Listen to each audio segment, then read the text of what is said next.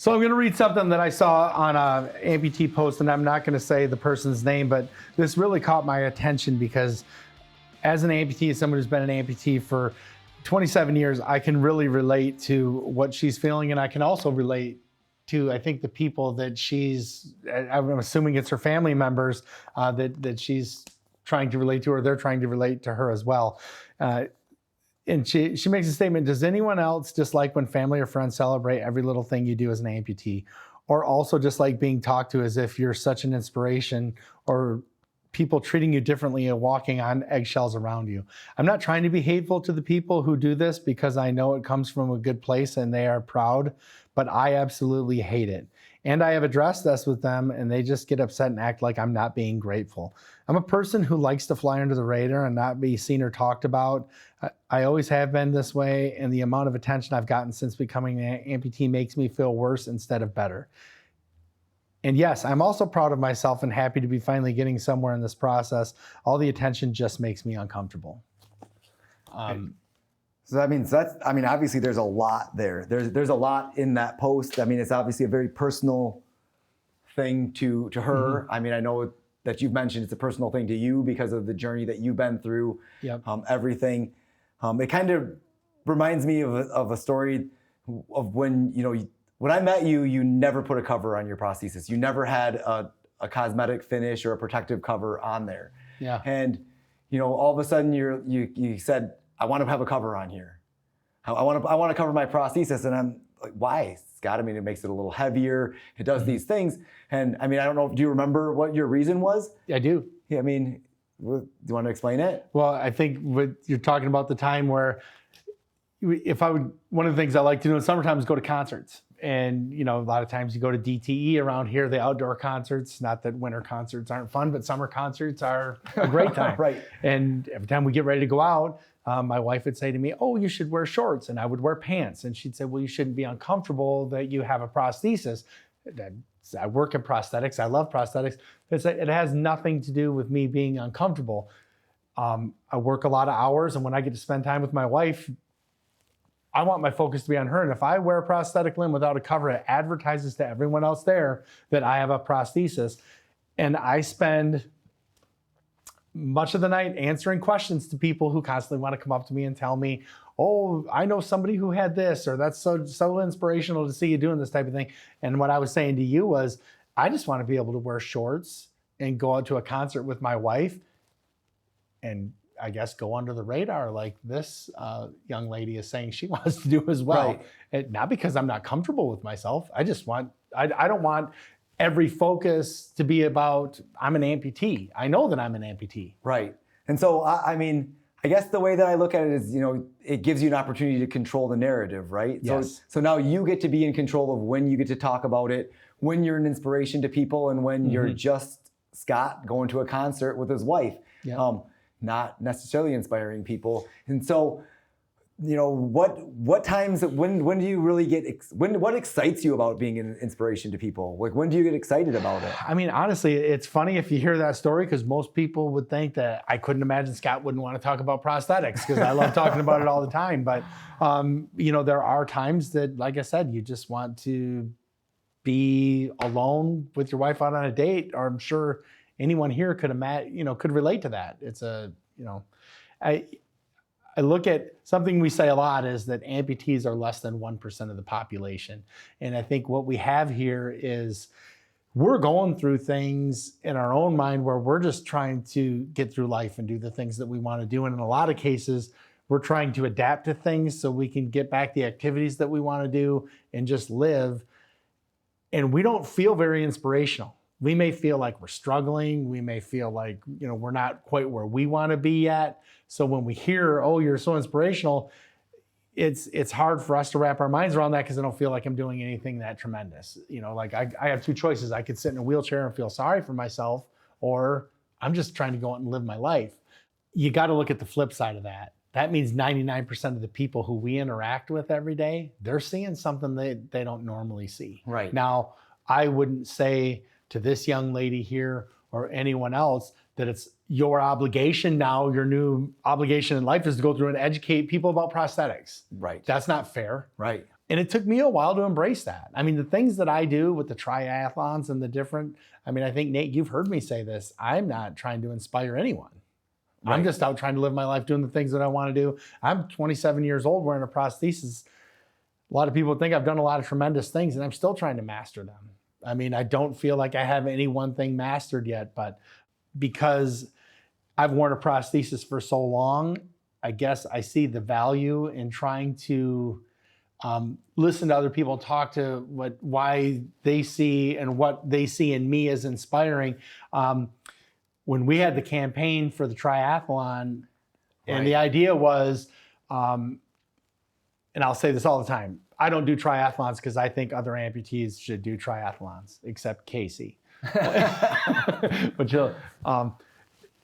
that's an inside joke. I do them because I want, if somebody just loses a leg and they're in the hospital or they're just getting out and they're in a wheelchair. And I remember for me, that was the ultimate low point in my life. You can see somebody who lost a leg and you say, I can tell you about 99 people who did great wearing a below the knee prosthesis, 99 out of 100, all you're thinking is, what if I'm the one that doesn't? What we wanted to do with inspiring, so we wanted to inspire people who were new users to realize that I may not be able to do a triathlon, but if he can do that, then I should be able to walk again, or I should be able to get back to work. What I found in the process was when it was said and done, do you remember what I said? I had a guy come up to me and told me he'd saw me working out in the gym, and the days that he wouldn't want to get up to go work, he'd say, well, I know that guy's going to be there, so I'm going to be there too. And I don't know what, but the gentleman was telling me how he'd lost like 40 pounds and he just did his first triathlon. And I know that our patients are diabetic. Right. We get into things that we do, and the lifestyle choices that we make, they do affect our quality of life, whether we're an amputee or not. So it kind of changed my focus. And obviously I wouldn't have to use that whole clip, but I just kind of wanted to bring that together there. So going back to when you're training for a triathlon, I mean, obviously you're out in the community, you're doing these things, and especially when you have your running prosthesis on, it's very visible as a Batman symbol on it. I mean, you're not trying to hide anything, which that's great, especially with a running prosthesis. You're not going to get away with it. But you've had the comments that go all the way from wow, you've inspired me and I've done this to boy, it's amazing what they can do with those these days. Boy, it's amazing what they can do. What's it like to have a competitive advantage? Because I wear a running leg. I mean, There's nothing. I mentioned been wearing a prosthesis for 27 years. Yeah. 20, is it 20? Well, more than that now. Yeah, no, it's 27. Okay. But so if it's 27 years, and we did this 3-4 years ago. So at that point, I mean, running was my biggest fear, or distance running. I mean, I played basketball, I could do things, but nothing is more impact. I'm not a little guy, as you all can see. So for me to put 230 pounds for a 5K, for running 3 miles, 5 miles, 6 miles, I mean, I've gotten to the point where I can run a lot of miles. It's work. It doesn't happen without a lot of things happening that contribute to that. So when people tell me that they think that I have a competitive advantage because they see my running leg, which for whatever reason is what the narrative television has put out there now. We see these athletes doing these things and it's all technology. No, that's a lot of the technology. The thing that's going to get you to overcome that is it's up here. It's, you're going to have to endure a lot of things to get yourself to the point where you can do that. And I think it sells the person short. So again, where we say the other side of this is to educate that 99%. I like people to reconsider some of the things that they say. You may not think you're being insensitive. I no longer take it as insensitive because I love to have an opportunity to talk to people and share that experience.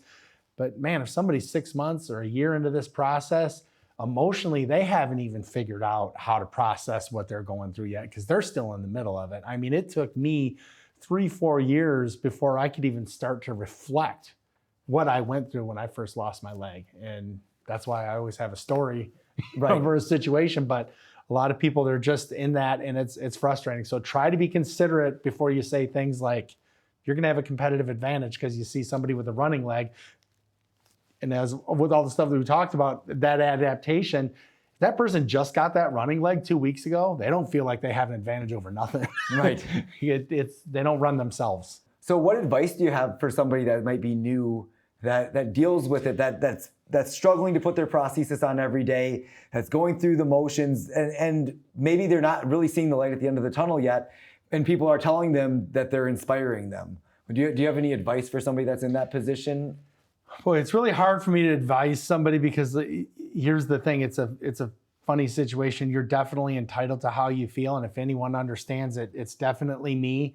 But again, understand that it's the kind of thing that people don't see every day. So when they do, and they see that you're active and they see that you're mobile, I know it's going to bug you.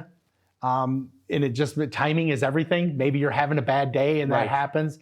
We just got to understand, and I think this world would be a better place if we just applied this in other areas. The people are coming from a good place, and maybe it doesn't sit well with you at the right time, but just try to say thanks and then go on, keep conversation minimal. And if somebody doesn't seem like if you say to somebody, I see you on that prosthesis and you really inspire me. And like I said, if you catch me at the right time, I'd stop and be talking to you for 30 minutes. Right. Or maybe you say to me, what's it feel like to have a competitive advantage? And then poor you, you're gonna hear my banter about how I don't, because I'm gonna hey, you open the door. But if the person you say this to, if they sound like they don't want to talk, then please, if they're being short with you, just understand they don't really want to talk about it, and say, take their short thank you or whatever and let them get on with their day as well. If you go through something like losing a limb, it's going to bring out what you really are. And if you're somebody who's going to be overcome by mental depression, or you're going to let things get the best of you and you can't overcome, unfortunately, that's going to come out. There's all kinds of reasons to not wear these prosthetic limbs. There's all kinds of reasons why it's too hard. It is a lot of extra work. It is a lot of those things. And if that's your personality, one of the things I'd always said before, when people talk about being an inspiration, or one of the comments that I don't like, because people look at me and say, oh, I see you doing what you do on your leg. I could never do that. Well, you don't know what you could do. If I would have had a choice when I lost my leg, I never would have chosen this path. I said to the doctor, please promise me whatever you do, you're going to save my leg. But the thing is, when you're on that path, there's no turning back. There's no what if. I don't have an easier option. That's where the frustration comes from our earlier conversation. Mm-hmm. This is life now. It's not, and I tell everyone, my response to that is, you have no idea what you would do until you were put in that situation. Because when you don't, a lot of times it's human nature to take the more comfortable path. If there's an easier path, that's the one we choose. Right. Well, guess what? Now you're going to face yourself, and you're going to find out what you're really made of. Because no choice is easy, but one may lead to more happiness than the other. It just depends on what is your version of happiness. Right. That makes a lot of sense. You get what I'm saying? It's one of those moments where there's a lot of times you're there, and we're not less than 1% of the population, and you're sitting at home with yourself, and you're trying to figure all this stuff out, and you're dealing with yourself, and you're the only one that can relate to you, and you find out what you're really made of. There's not really a way to cope. Don't let people sidetrack you. Don't let people sidetrack you. There's going to be distractions along the way. There's going to be things that come up that are pitfalls that make it harder. And you may be frustrated right now, but you're frustrated because you're still trying to figure all this out yourself. I mean, and that's what my point is with the story. It was because I didn't know where I'm at in the process. I think it's important to note that where you are in the rehabilitation process, and again, as people are approaching people on prosthetic limbs, that they have no clue whether you've been wearing a prosthesis for 6 months, a year, 27 years. And remember, in Nate and I, we have some sayings, and one of them we say it takes 2 years to maximize what you can do in a prosthesis. And I don't know if maximize is really the right word, because you can always continue to do better if you want to, but it certainly takes 2 years before you can even think about starting to peak. And that's where you have everything. And I remember after my first year, I'd been wearing a prosthesis for maybe about a year and a half, a little less than a year and a half. And this was always something that bothered me because it wasn't really like my character, but I was walking into the mall, and there was a guy, he was ahead of me, and he seemed heavier set than I was. And he just kept staring at back at me and looking at my leg while he was walking. And I'm like, hey, I'm a person over here, and he's just obviously staring at my leg. And I'm used to dealing with glances. The way this guy kept looking at it made me feel conscious of it. And so much to the point. So as we got closer to the doors and he kind of got ahead of me and he held the door for me. And I mentioned, the reason I mentioned him maybe being a little heavy set at the beginning was I thought, here's this guy. He doesn't look like he's in that good a shape. I was in pretty good shape at the time and I'm dealing with all this stuff and I'm thinking he thinks that he's got to get the door for me. Like I'm handicapped or something. And when I walked by that guy and I never said anything and I also never forgot, and Nate, you've heard me tell this story over and over again, I just wanted to punch him. He made me so angry that I thought, like, here, who are you to be sitting here judging me, all this other stuff. And the reason it's significant is because it's one of those things I always thought of. And as I went down the line, like I said, 4 or 5 years down the line, I started to become more confident in myself and the things that I was doing. I never really forgot about that story until cycling is another sport that I've always done since I lost my leg. And one time my wife and I, we were out driving, our bikes. We were riding bikes downtown. And I think this probably had to be a good 8 years after this event had happened, as we lived over on Midland Road. And this lady pulls by in a Corvette. And I like cars, so I'm sitting there and I'm looking down at the Corvette and I look over at the lady and she's like totally looking at me. And I made a comment to my wife. I said, hey, that lady, she's totally checking me out. And my wife looks at me and she goes, she's looking at your leg. And the reason that story's funny is because she was looking at my leg. But the joke is, had it been the me that ran into that guy a year and a half, all I would have saw was a guy looking at my leg. And that was making me angry. And here I was laughing at the story when my wife said it to me because she probably was looking at my leg and I was aloof to it. I wasn't even thinking of her looking at my leg. So me being conscious of myself and where a lot of that self-consciousness was that was on me. And there's nothing wrong with that. And but trying to put things into perspective. So I think you'll find that the further you go down the line, and you start to reflect, always try to reflect on your journey. It's hard to understand where you're at in your journey while you're in the middle of it because it's chaos. Something happened all the time. You lost your leg. These 2 years you're spending trying to rehabilitate yourself and work on your recovery. When you get to a point when the dust starts to settle, and I remember thinking, man, I just really went through something. You have to give yourself that. And when you do that and you start to reflect, you'll start to piece things together. And you'll start to piece things together that you went through on a mental level and an emotional level as well. And those are very important. And that is what you are. Those are those battles that you have with yourself. And when you come out on the other side, it's great to have that understanding and share them with other people. When you get a chance to talk to other amputees who are going through that and you're 6, 7, 8 years post-op and you're trying to look at somebody who's 6 months and this person who's 6 months into it, their whole family's telling them how they're doing great. And they feel like, man, my life, this sucks. I don't like this at all. And they're looking to you because we can look at them and say, I've been where you are, man. It's going to get better. But they just don't understand your journey. So our call to action here is really to attempt to be compassionate towards other people. Both if you're wearing a prosthesis and not wearing a prosthesis, it's just really a good way to live your life. Yes. Is being compassionate. And then to be patient with yourself while you're going through this prosthesis and realize that maybe when you hear somebody say these things about being an inspiration, you're not really frustrated that they're saying you're an inspiration. You're frustrated that you're not at the place that you want to be yet. So you can't see yourself as an inspiration because there's so much more that you still want to do. So perseverance is really important. Stick with it. Keep doing the things that you're doing because obviously people are noticing that you're making improvements. Things are happening the way that they're supposed to happen. Stay with it. Don't give up. And keep talking to people about it. Communicate with others. These peer groups are great for that. So just keep it up. Another reason we like to do triathlons, this is a marathon, not a sprint. Like when Nate's giving the best, we got to keep with it because it's not a sprint. It's a process.